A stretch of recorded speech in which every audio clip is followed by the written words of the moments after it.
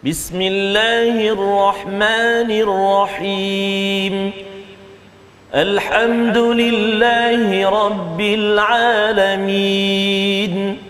Ar-Rahmanir Rahim. Maliki yaumiddin.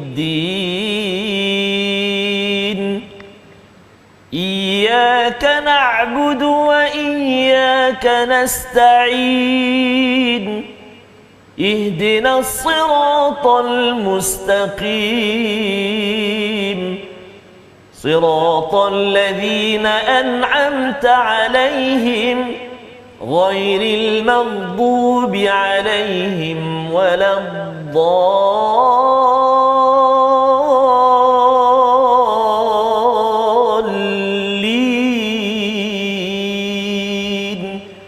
Amin. Sadaqallahul azim. Assalamualaikum warahmatullahi wabarakatuh. Alhamdulillah wassalatu wassalamu ala Rasulillah wa ala alihi wa man wala syada la ilaha illallah syadana Muhammadan abduhu wa rasuluhu. Allahumma salli ala sayidina Muhammad wa ala alihi wasahbihi ajma'in. Amma ba'du. Apa khabar tuan-tuan puan-puan yang dirahmati Allah sekalian?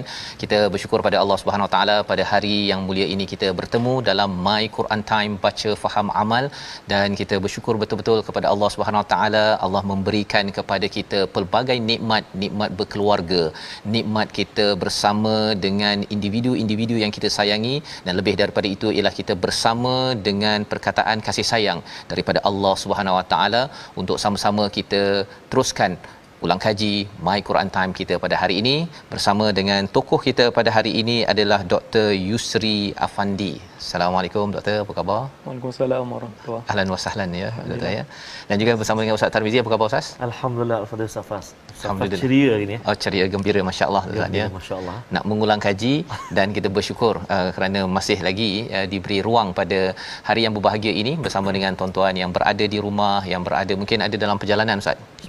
Di kampung. Betul. Ataupun bersama dengan ibu ayah masing-masing. Betul, ya, yang kita ucapkan syukur alhamdulillah, terima kasih pada Allah Subhanahu Wa Taala yang memberikan ruang ini, dan harapnya terus berkekalan sampai ke syurga Allah Subhanahu Wa Taala.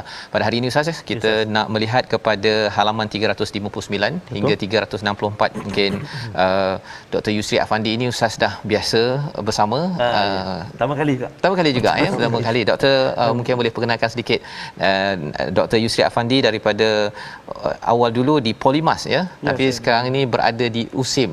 Bahagian apa yang doktor mengajar sekarang ni, silakan. Alhamdulillah, saya sekarang berada di Fakulti Pengajian Quran dan Sunnah USIM.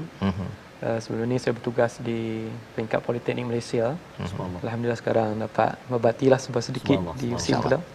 Alhamdulillah hari ini dapat bertemu dengan Ustaz Fazrul, Ustaz Tarmizi. Alhamdulillah sama-sama kita dapat bincangkan daripada butiran-butiran wahyu, insya-Allah. Amin ya rabbal alamin. Alhamdulillah, insya-Allah kita akan memulakan ya pengajian ataupun ulang kaji kita pada ayat yang ke-62 Ustaz Tar ya.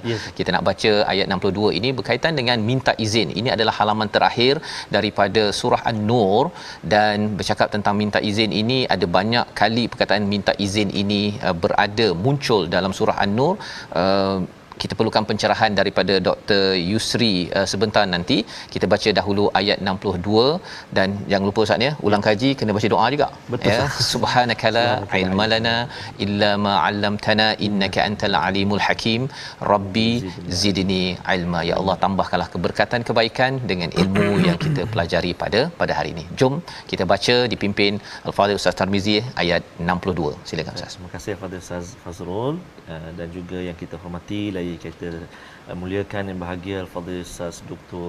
Yusri Afandi, tetamu ilmuwan kita pada hari ini. Subhanallah, daripada Kedah lah. Ya. Oh, asal Kedah Ustaz lah. Asal Kedah. Kat mana Ustaz di Kedah lah? Saya tinggal di Jitra. Masya-Allah, hari ini kita bersama dengan tokoh kita dari Kedah. Sekarang duduk ni sangat saat kalimah rancak tu Ustaz. Tapi ini rancak yang berilmu dan berpahala insya-Allah. Insya-Allah. Subhanallah. Baik. Jadi tak lupa pada tuan-tuan dan puan-puan, ayahanda dan bonda, muslimin dan muslimat, sahabat Al-Quran yang dikasihi oleh Allah Subhanahu Wa Taala sekalian, kita nak melihat halaman yang terakhir surah An-Nur Ustaz ya. Kita nak baca ayat yang ke-62.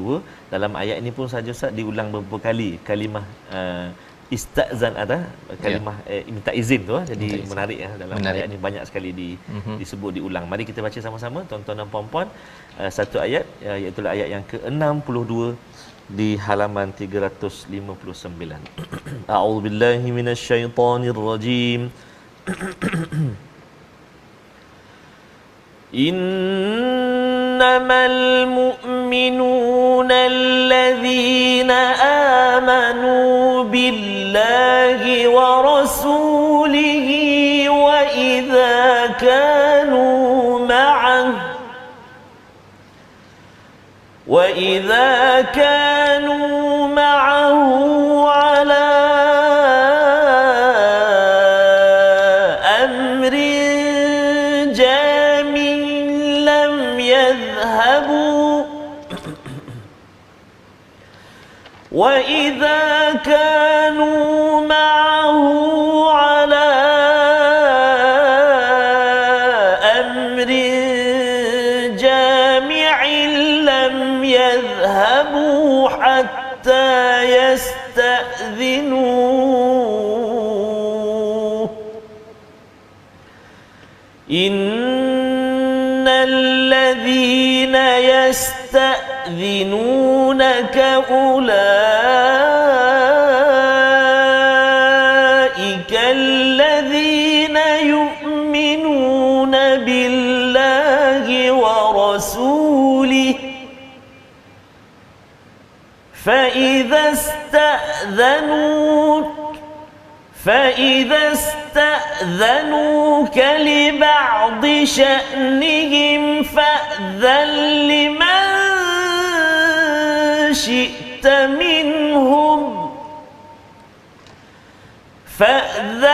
لمن شئت منهم واستغفر لهم الله إن الله غفور رحيم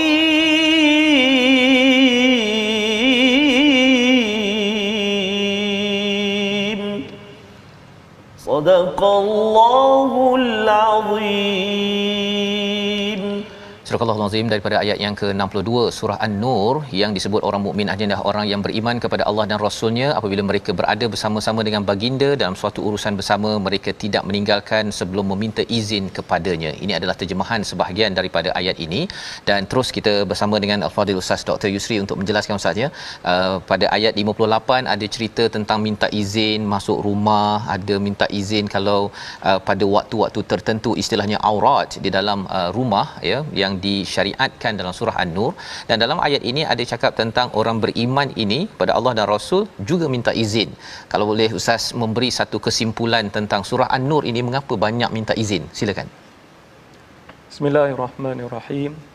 Assalamualaikum warahmatullahi wabarakatuh. Assalamualaikum. Alhamdulillahirabbil alamin wa bihi nasta'in. Wassalatu wassalamu ala rasulikil amin wa ala alihi wa sahbihi ajma'in. Amma ba'd. Yang berbahagia Ustaz Fazrul, Ustaz Tamizi, Ibu Ayah, hadim ulama, para hadirin, sidang penuntun yang dirahmati Allah Ta'ala sekalian. Sebagaimana yang disentuh oleh Ustaz Fazrul tadi, memang dapat kita fahami dan surah An-Nur ini mempunyai banyak mesej tentang keizinan kerana keizinan ini merupakan satu perintah daripada Allah Ta'ala yang perlu diraikan. Ini kerana bukan sekadar kita perlu mengikuti arahan daripada Allah dan demikianlah juga kita perlu mengikuti dan meraikan kehormatan ataupun peraturan sesama manusia. Jadi meraikan peraturan dan kehormatan sesama manusia itu dapat dilaksanakan manusia adanya memberi izin melaksanakan keizinan sesuatu perkara.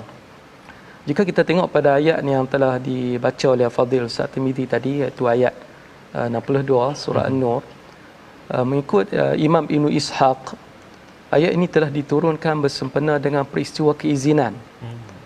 Ini kerana ketika mana Rasulullah dan para sahabat dalam proses menggali parit Khandaq, dalam perang Khandaq ataupun perang Ahzab, Nabi SAW telah mengarahkan seluruh penduduk Madinah atau terutamanya para sahabat untuk menjayakan misi projek pembinaan parit Khandaq tersebut. Maklumlah apabila dibina parit ataupun terusan daripada tanah itu memakan masa yang panjang. Jadi para sahabat bertungkus lumus siang malam. Jadi ada kalanya mereka perlu pulang ke rumah. Jadi ada di kalangan sahabat meminta izin, dan celah-celah ini juga kedapatan di kalangan penduduk Madinah, terutamanya di kalangan munafik, mengabaikan meminta izin pada Rasulullah sallallahu alaihi wasallam.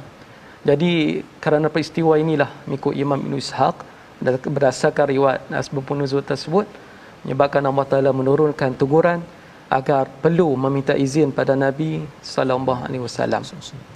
Dan demikianlah adab kita pada Nabi. Sekini kita menyedari dan memang hakikatnya Rasulullah ini sudah pun wafat. Ya, betul. Tetapi bagaimana nak terjemahkan keizinan itu?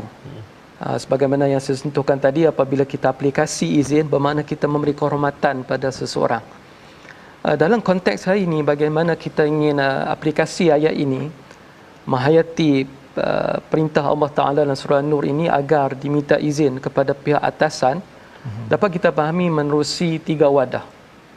Yang pertama ialah sudah tentulah dapat dikiaskan secara langsung dalam aspek ketenteraan. Kalau tentera tak taat pada komander, kalau perang habis. Tidak ada manfaat dalam perjuangan. Jadi memang tentera terikat dengan arahan komander dan sebagainya dalam hierarki ketenteraan. Yang kedua dapat kita tadabbur di sini, kaitkan ialah tentang urusan ulil amri. Perlu taat sepenuhnya titah perintah oleh pihak penguasa, pembesar ataupun kerajaan selagi mana tidak bertentangan dengan kehendak Al-Quran dan Sunnah. Ini jelas bagaimana ayat yang boleh kita kaitkan dalam taat ini sebagaimana nas dalam surah An-Nisa. Ya ayyuhalladzina amanu atti'ullaha wa atti'ur rasul wa ulil amri minkum. Ulil amri di sini bermaksud ialah penguasa. Jadi dalam berurusan perlu mematuhi berurusan untuk hal-hal keizinan dan sebagainya. Manakala hal yang ketiga ialah keizinan ini bukan adalah hal yang besar semata-mata. Jika taat pada Rasulullah pun adalah wajib, begitu jugalah taat kepada pemilik urusan, termasuklah dalam urusan kecil-kecilan yang dianggap kecil tapi sebenarnya besar di sisi Allah. Sebagai contohnya, isteri perlu minta izin pada suami, anak murid minta izin pada guru, para pensyarah, rakyat perlu minta keizinan, minta kebenaran daripada para pemerintah. Demikianlah hasil daripada kita memahami nas ini, dapat kita jalinkan, dapat kita jayakan apa itu hablum minallah wa hablum minan nas. Wallahu taala alam. Terima kasih ucapkan pada Ustaz Dr. Yusri menjelaskan tentang minta izin ini ya, sebagai satu daripada cahaya adab daripada hati yang disinari dengan Al-Quran ya, amat menjaga kepada perkataan. Nak balik pun ya, dah bekerja tu pun balik tu dia boleh je, dia istilahnya nyusuk ya.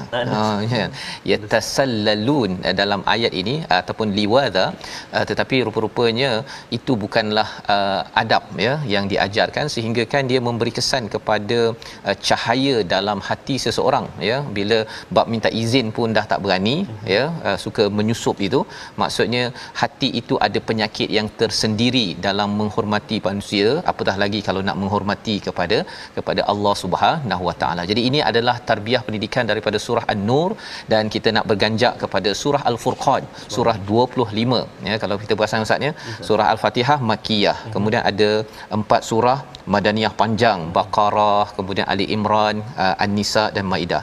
Masuk ke 6 ke 7 surah Al-An'am, surah Al-A'raf Makkiyah. Kemudian 8 9 Al-Anfal dan Taubah Madaniyah. Kemudian 10 sampai kepada 23 itu Makkiyah. Al-Hajj itu adalah Madaniyah sedikit. Masuk An-Nur berat sikit, banyak peraturan. Sekarang ni kita nak masuk pada surah Al-Furqan, surah Makkiyah. Mari sama-sama kita melihat kepada ayat yang ke-9 sebenarnya, yang kita nak beri perhatian pada muka surat 360. Apakah yang Allah nyatakan tentang istilah al-amthal yang berkaitan dengan Nabi sallallahu alaihi wasallam. Kita baca dahulu dipimpin Al-Fadhil Ustaz Tarmizi. Baik, terima kasih Al-Fadhil Ustaz Fazrul, Al-Fadhil Ustaz Dr. Yusri, khususnya tuan-tuan dan puan-puan, ayahanda dan bonda, sahabat-sahabat Al-Quran yang dikasihi oleh Allah Subhanahu Wa Taala sekalian. Bila menjengah kita masuk surah Al-Furqan ini, banyak di antara ayat-ayat dia Ustaz Faz hujung-hujung dia tu ma'iwaq. Ma'iwaq dua harakat, jangan dua rakaat dua harakat sahaja. Jadi dan juga ada apa sujud tilawah juga Ustaz nanti kan insya-Allah. Saya tak pasti hari ni kita belum hari ni sampai 364 saja kan. Okey. Jadi insya-Allah kita nak melihat ayat yang ke-9, kita nak baca sama-sama. Latihan kita hari ni hujung dia tu mat iwad. Jom kita baca sama-sama insya-Allah. Ya, mat iwad ini maksudnya dua harakat. Dua harakat Ustaz. Dan bila ada tu dia ke boleh sikit. Tak boleh dia aja. Saja ya. Okay. Kalau dia setakat tu macam ada hamzah. Ada hamzah. Itu kena berjaga-jaga. Ada tadabbur, ulang kaji hari ni masya-Allah. Baik insya-Allah jom kita baca sama-sama ayat yang ke-9 insya-Allah. A'udzubillahi minasyaitonirrajim.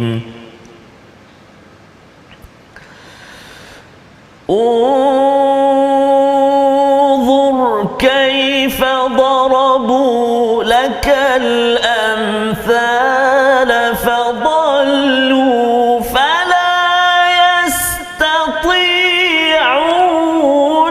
سبيلا صدق الله العظيم. Surah Al-Azim ayat yang ke-9. Perhatikanlah bagaimana mereka membuat perumpamaan tentangmu, tentang Nabi sallallahu alaihi wasallam. Sesungguhnya sesatlah mereka tidak ada jalan untuk menentang kerasulanmu. Dalam ayat ini kalau boleh Ustaz Dr. Yusri menjelaskan apa maksud al-amthal dekat sini, dan Allah menemplak kepada amthal yang diberikan tentang sihir ya, tentang orang-orang nabi ini ada masalah, mengapa dia manusia biasa je kot kan, mengapa kita nak beriman kepada manusia biasa ini. Kalau boleh Dr. terangkan amsal yang bagus dengan amsal yang tidak bagus dalam konteks Nabi sallallahu alaihi wasallam. Silakan. Terima kasih Al-Fadhil Ustaz Fazrul. Apabila kita menatap ayat ke-9 ni, kita dapat tengok bahawa Allah Taala menempelak golongan musyrikin yang banyak menyakiti Rasulullah sallallahu alaihi wasallam. Sebab itu Allah Taala minta tengok balik, renung balik kalimah-kalimah ataupun tuduhan-tuduhan mereka yang mengiris perasaan dan juga cuba mencacatkan perjuangan Islam yang telah dibawa oleh Rasulullah sallallahu alaihi wasallam. Kalau kita tatap dalam surah Al-Furqan ini, di mana sebagaimana disentuh oleh Ustaz Fadrul tadi, ia antara rangkaian daripada surah Makkiyah. Jadi Makkiyah ini sudah kita maklum, masa kita tengok Al-Quran, tengok tafsir, bertadabbur dengannya, ia berkaitan dengan pertemuan Nabi di pihak umat Islam dengan pihak musyrikin.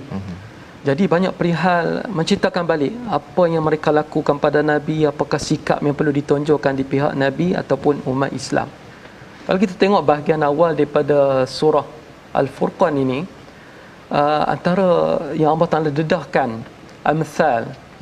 Amthal ni kalau nak ikut dari istilah asalnya mathalun, daripada kalimah mathalun, contoh, perumpamaan. Ia juga boleh dikaitkan dengan istilah tuduhan ataupun tomahan ataupun dakwaan yang tidak sewajarnya. Itu juga maksud daripada amthal. Contoh-contoh, perumpamaan-perumpamaan, tuduh-tuduhan. Di sini kita boleh tatap dalam surah Al-Furqan.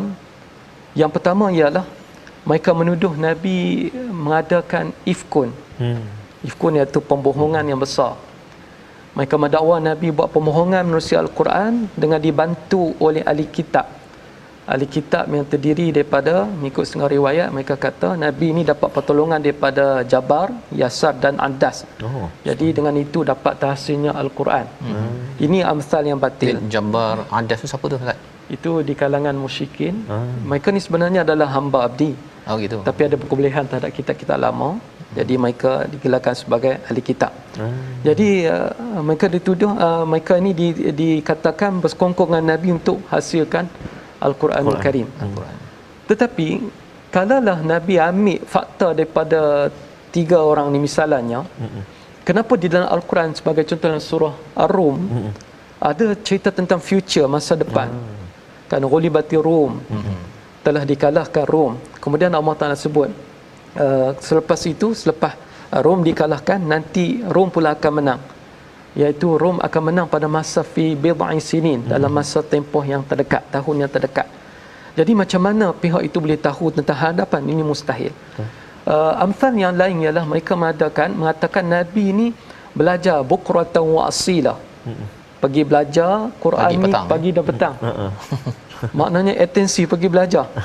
Kalau betul Nabi bersungguh belajar itu, maknanya Nabi dapat kumpulkan segala maklumat tentang wahyu dalam konten yang padat, konten yang sudah tamat. Tetapi Al-Quran, Allah Ta'ala sendiri akui dalam surah Al-Furqan, telah diturunkan bukan jumlatan wahidah, bukan sekaligus. Ya, sikit-sikit ya. Sepatutnya kalau Nabi telah belajar intensif, Nabi patut cepat-cepatkan misi kepalsuannya, misi untuk mempengaruhi dengan konten yang diakui sangat berkesan ini perlu didedah semuanya, tapi tak. Ini kerana Al-Quran itu telah ditentukan Allah turun secara berperingkat-peringkat. Antaranya lagi adalah mereka mendakwa Nabi ini betulkan Nabi sebab dia Manusia. makan makanan manusia biasa. Kemudian Nabi ini berjalan di pasar. Jadi mereka kata betul kan Nabi ni? Sebenarnya mereka ingin menghina Nabi. Kerana Nabi ni terpaksa pergi cari makan, pergi bertemui manusia. Alangkah baiknya kalau Nabi ni betul utusan Tuhan, perlu Semua dah dikirimkan lengkap dah. malaikat bersamanya beriringan dalam perjuangan. Tapi sebenarnya mereka tak mau ikut pun Nabi sallallahu alaihi wasallam. Sebagaimana yang Ustaz Fazrul nyatakan, bukankah Nabi itu manusia? Bukannya malaikat? Kerana kalaulah Nabi itu daripada elemen fizikal yang lain, nasib manusia tak dapat mencontohi apa itu ajaran tingkah laku Nabi. Kerana kalau bukan manusia, macam mana nak tiru bab makan minum, macam mana nak tiru keperitan ketika mencari rezeki, macam mana nak tiru macam mana pergaulan Nabi dengan masyarakat. Sebab itulah Nabi sallallahu alaihi wasallam telah diutuskan sebagai manusia, sebagaimana akhir surah Kahfi yang saya percaya tuan-tuan, puan-puan sidang pendengar, penonton, kita dah tatap menerusi wacana My Quran Time ini. Pada akhir surah Kahfi, Allah Ta'ala menyebut hakikat tentang Nabi itu, qul innama ana basyarum mitlukum, katakanlah wahai Nabi Muhammad bahwasanya aku ni manusia seperti kalian. Cuma dalam ayat itu nyatakan yuha ilai, aku diberi wahyu. Menarik, itulah Ustaz, beza. ya. Maksudnya manusia biasa tapi diberikan wahyu kan. Yang itu yang ekstranya itu yang kita nak belajar daripada Nabi. Dan terima kasih diucapkan pada Dr. Yusri yang menjelaskan tentang bagaimana tentang ayat nombor 9 sebentar tadi, amsal, ya, tuduhan yang tidak benar yang diberikan, sifat-sifat yang tidak benar, tapi kita sebenarnya tahu kebenaran Nabi sallallahu alaihi wasallam itu sendiri. Kita berehat sebentar, kita kembali semula dalam My Quran Time, baca faham amal insya-Allah.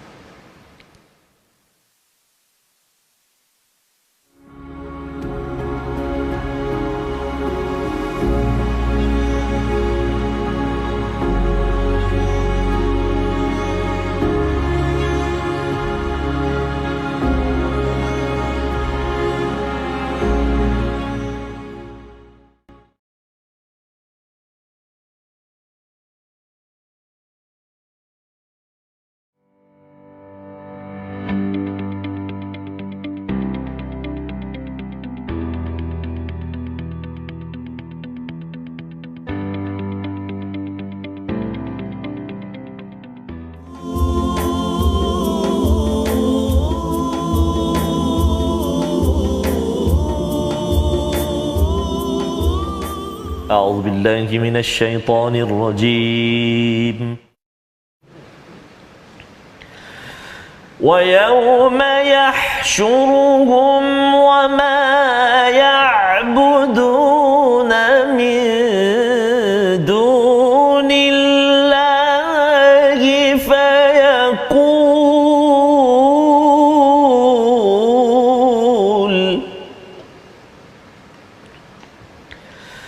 فيقول أأنتم أضللتم عبادي هؤلاء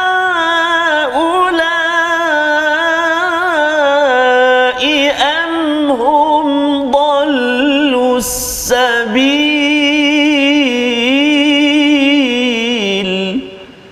صدق الله العظيم.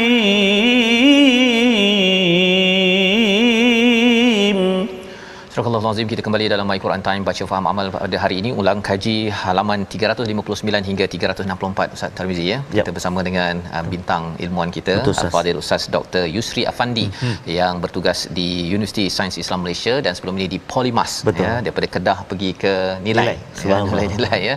Dan hari ini kita sudah pun melihat kepada dua halaman dan kita nak menyambung kepada ayat 17 sebentar tadi, di mana apabila Allah menyatakan, dan ingatlah pada hari ketika Allah mengumpulkan mereka mereka bersama apa yang mereka sembah selain Allah, lalu dia berfirman, adakah kamu yang menyesatkan hamba-hambaku, atau mereka sendiri yang sesat daripada jalan yang benar. Perkataan laltum ini sebenarnya ada kaitan dengan dal, ya, biasa kita baca Ustaz Dr. Yusri, ya, dalam surah Al-Fatihah kita, waladdallin, kita tidak mahu jadi orang yang sesat. Tetapi dalam ayat ini ada dua sudut, ya. Allah bertanya kepada mereka yang dikumpulkan. Kalau boleh Ustaz jelaskan mengapa penting memahami ayat 17 ini kepada kita zaman ini, silakan. Terima kasih yang berbahagia Ustaz Fazrul. Ayat ini adalah paparan fenomena yang akan berlaku di negeri akhirat kelak, iaitu di padang mahsyar. Dalam ayat ini Allah Ta'ala mengeluarkan firman-Nya dalam bentuk kemarahan ataupun kemurkaan kepada golongan musyrikin di atas dosa syirik yang mereka lakukan. Sebab itu di dalam Al-Quran, golongan musyrik ini juga kadang disebut sebagai mujrimin, penanggung dosa-dosa besar, kerana tidak ada dosa yang lebih besar daripada dosa mensyirikkan Allah Subhanahu wa taala. Jadi sebelum golongan ini akan dicampakkan ke dalam neraka, ketika suasana di akhirat itu sebenarnya ditentukan laluan sama ada ke syurga atau neraka. Sudah tentu yang beriman akan ke syurga, golongan yang kiri akan ke neraka. Rupa-rupanya suasana sebelum masuk itu pun merupakan satu sesaan. Sebab itu Allah Ta'ala bersoal jawab. Kerana soal jawab itu, firman Allah ketika itu juga merupakan satu sesaan.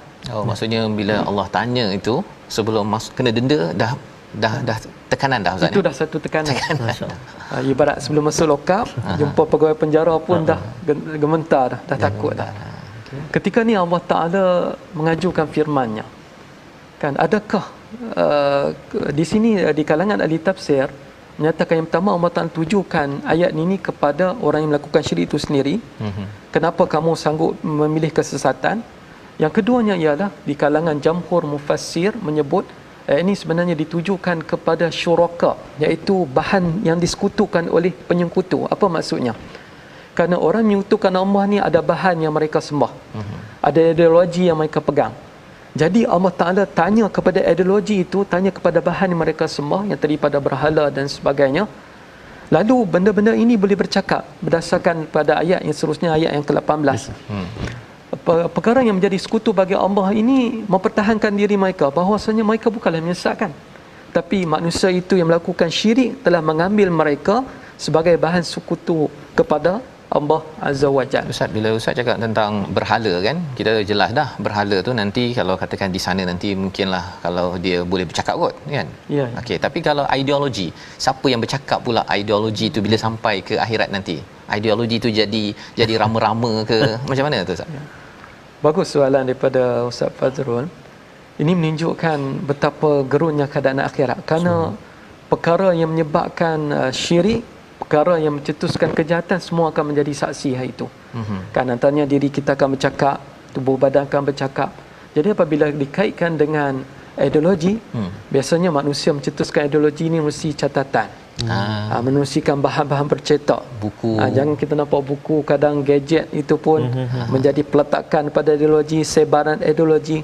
Ini sangat membimbangkan dalam masyarakat kerana setengah orang faham jenayah kepada Allah, dosa pada Allah ini adalah bab sembah selain pada Allah. Sebenarnya yang membabitkan soal ideologi, ajaran-ajaran yang asing ini banyak memegang minda, mempengaruhi, termasuklah mempengaruhi jiwa orang beriman. Ini satu benda yang perlu diatasi agar kita pulang kepada Allah dalam keadaan yang bersih. Itu antara ayat yang Allah Ta'ala sebut yang patut kita fikir supaya kita mengawasi diri daripada terjebak kepada kancah yang tidak dibenarkan oleh Allah, seperti kancah syirik, kancah menduakan Allah. Misalnya, qul ud'u syuraka'akum min dunillah. Panggillah sekutu selain pada Allah untuk mempertahankan. Tetapi pada hari itu tidak ada langsung pertolongan melainkan hanya rahmat daripada Allah. InsyaAllah. Terima kasih ucapkan penjelasan daripada Ustaz sebentar tadi Ustaz, pasal kita ulang banyak kali Fatihah kita waladdallin, ingatkan sama ada jadi orang Kristian ke, orang Yahudi ke, ataupun sembah berhala yang macam-macam bentuk tu kan.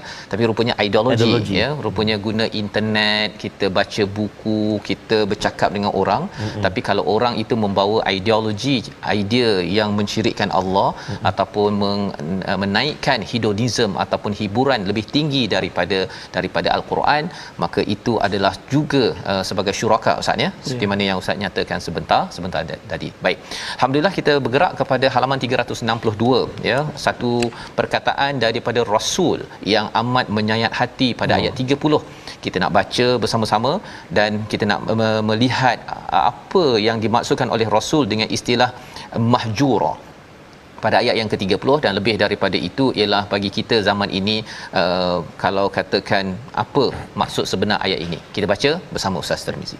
Terima kasih Al-Fadhil Ustaz Fazrul, Al-Fadhil Ustaz Dr. Yusri, khususnya ayahanda dan bonda, tuan-tuan dan puan-puan sahabat Al-Quran, pencinta Al-Quran yang senantiasa bersama dengan Al-Quranul Karim. Betul Ustaz Fazil, ayat yang ke-30 saya pernah dengar, saya tak silap Imam Syekh Mishari ke macam tu, bila baca ayat ni dia teresak-esak. Mungkin menghayati apa maksud apa di sebalik ayat yang ke-30 ni. Jadi mari kita cuba ayat yang ke-30. A'udzubillahi minasyaitonirrajim.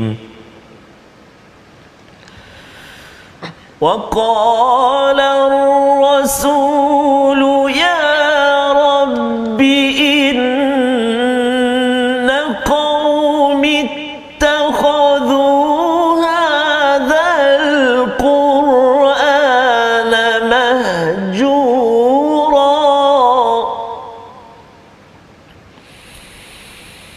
wa qala ar-rasul ya rabbi inna qaumi ittakhadhu hadzal qur'ana mahjura sadaqallahul azim.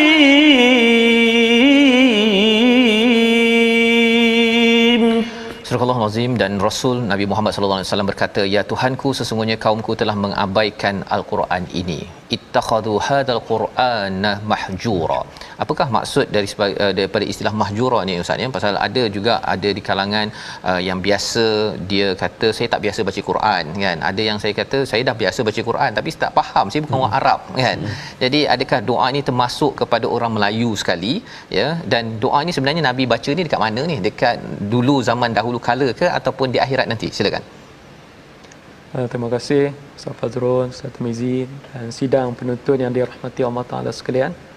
Alhamdulillah kita sekarang berinteraksi dengan erat dan rapat kepada Al-Quranul Karim, yang mana fungsi Al-Quran ini adalah untuk sepanjang zaman. Jadi walaupun hal ehwal surah Al-Furqan ini adalah tentang penentangan musyrikin, tetapi kita dapat fahami penentangan, herdikan, pengabaian Quran ini akan sentiasa berlangsung sehinggalah hari kiamat. Jadi golongan yang memanfaatkan, menghargai Quran akan menjadi golongan akan dihargai oleh Allah dan Rasul di negeri akhirat kelak. Bukan nanti di akhirat, bahkan di dunia. Siapa yang dekat dengan Quran, cinta pada Quran, mengambil intipati ajaran Allah dan Rasul, pasti akan sejahteralah hidupannya di dunia dan di akhirat. Sepakat di kalangan ahli tafsir Ustaz Fazrul bahawa ayat ini merupakan rintihan Nabi sallallahu alaihi wasallam.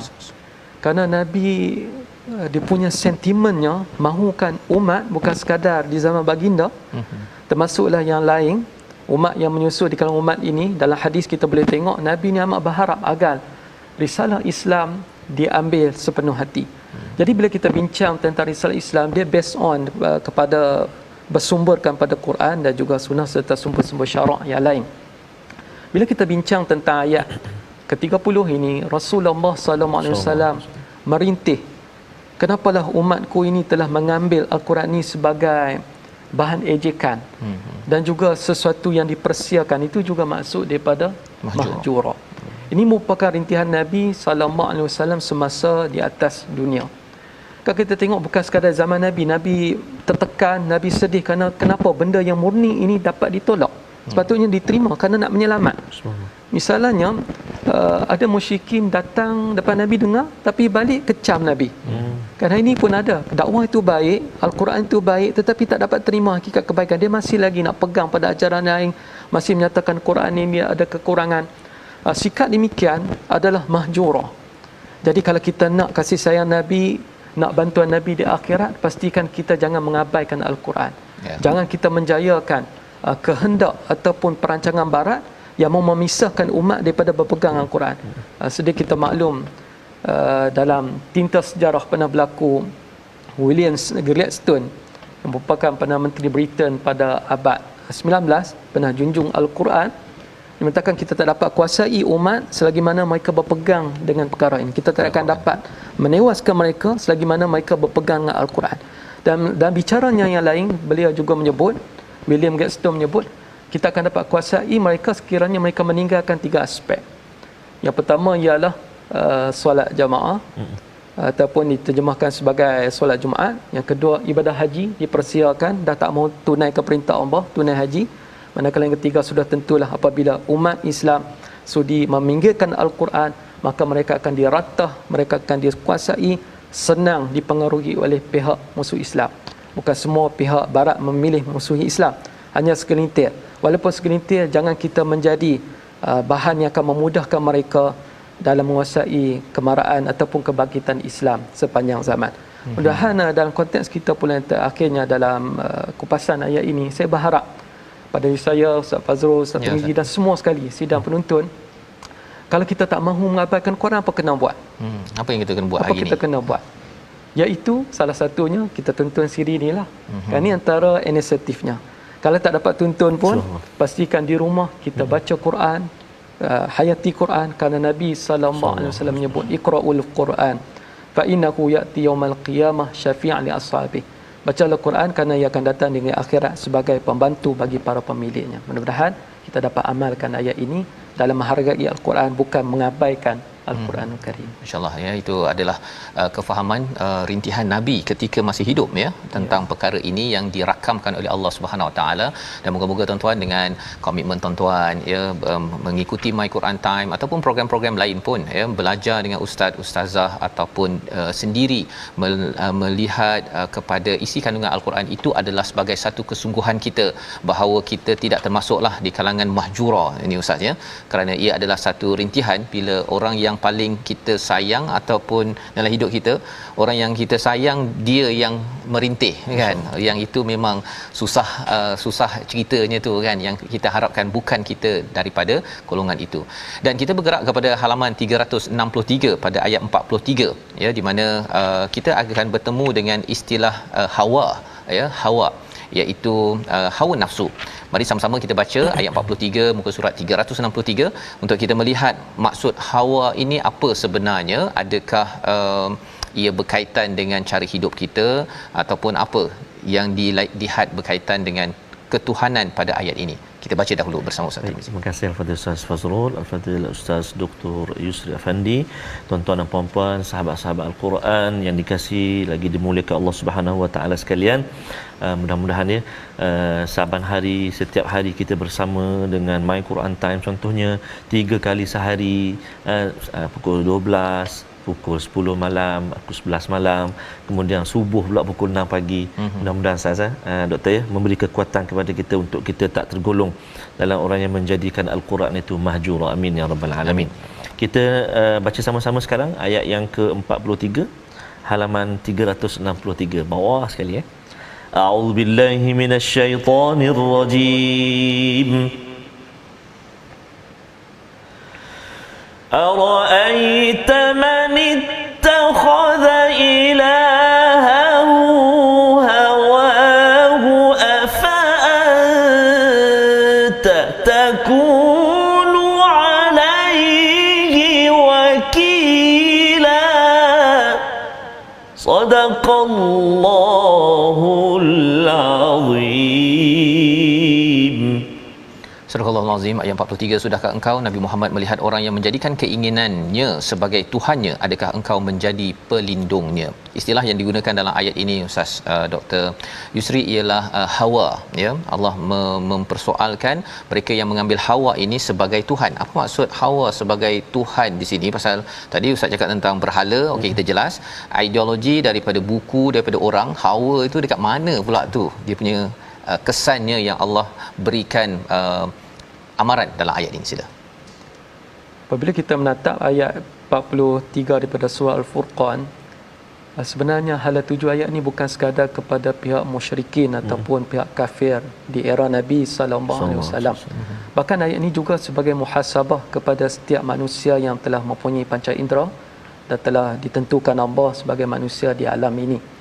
Lebih dahulu sebelum saya bincangkan apa itu maksud Hawa kan, ayat ini diturunkan Allah Ta'ala rintitan daripada ayat sebelum itu kerana Nabi Muhammad telah menerima kecaman, tuduhan serta hadikan daripada segenap penjuru. Antaranya Nabi terima kecaman, tuduhan daripada kerabat yang terdekat. Umpamanya seperti Abu Jahal. Abu Jahal ada sebut yang telah dirakamkan Allah dalam ayat sebelum itu, iaitu ayat 41. Ahadzal ladzi ba'atsallahu rasulah. Ini ke rasul yang telah diutuskan? Nampak manusia biasa saja yang makan minum, jalan di pasar, tak ada hartanya lebih, tak ada kekayaan. Ini ke rasul yang patut kami ikut? Maka ayat selanjutnya berkaitan juga, ayat ini dipanggil munasib. Ada kaitannya kerana orang yang bercakap demikian adalah orang yang telah ikut hawa nafsu. Kerana Abu Jahal serta beberapa penentang yang lain, mereka faham bahawa Quran itu sebenarnya betul. Nabi Muhammad itu betul, jernih mukanya, baik akhlaknya, tiada kecacatan dalam pergaulannya, tapi mereka tak mahu terima kerana mereka lebih mengikuti hawa nafsu. Diriwayatkan dalam tafsir Ibnu Abbas, tingkah laku mengikuti nafsu ini berlaku pada seorang Arab jahiliah.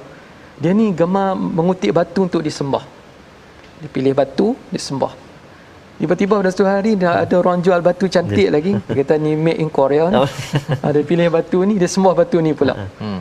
Tindakan ini disebabkan Ibnu Abbas mengulas kerana dia telah mengikut hawa nafsunya. Konteksnya lain, kita kena fahami juga, adakah kita terlibat, manusia lain daripada musyrikin adakah terlibat menjadikan nafsu ini sebagai pegangan, sebagai garis panduan dalam bertindak, dalam membuat sesuatu? Adakah kita mempertuhankan nafsu? Apakah maksud nafsu ini ataupun hawa?